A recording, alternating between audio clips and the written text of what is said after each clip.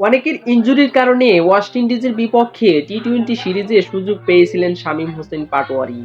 তাকে মূলত ফিনিশার হিসেবে নেওয়া হয়েছিল। কিন্তু অন্যান্য অভিজ্ঞ ব্যাটসম্যানরা যেখানে ব্যর্থ, সেখানে ভালোই ফিনিশ করতেছেন আমাদের ৩৬০ ডিগ্রি নামে খ্যাত শামীম হোসাইন পাটোয়ারি। কেননা প্রথম ম্যাচে ১৩ বলে ২৭ রানের অপরাজিত ইনিংস খেলেছেন শামীম হোসেন পাটোয়ারি।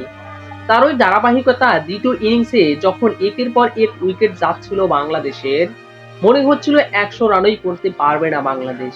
সেখান থেকে একাই টেনে নিয়ে যাচ্ছিলেন বাংলাদেশকে। আজও ২০০ প্লাস স্ট্রাইক রেটে ১৭ বলে ৩৫ রানের অপরাজিত ইনিংস খেলেছেন শামীম হোসেন পাটোয়ারি। তাই তো তার এমন দুর্দান্ত পারফরমেন্সের কারণে বাংলাদেশ ২৭ রানে জয় পায়। আর এই ২৭ রানের জয়ের সুবাদে ম্যান অব দ্য ম্যাচ হয় Shamim Hossain Patwari. Man of the match হয়ে সঞ্চালকের প্রশ্নের এ কেমন জবাব দিলেন শামীম হোসেন পাটোয়ারি। শামীম হোসেন পাটোয়ারিকে প্রশ্ন করা হয়েছিল যে এতদিন পর জাতীয় দলে সুযোগ পেয়ে এমন দুর্দান্ত পারফরমেন্স করে আপনার অনুভূতিটা কেমন লাগতেছে। প্রশ্নের জবাবে শামীম হোসেন পাটোয়ারি বলেন, হ্যাঁ অবশ্যই আমি আমার দলের জন্য সেরাটি দিতে পেরেছি। আমার কঠোর পরিশ্রম কাজে লেগেছে।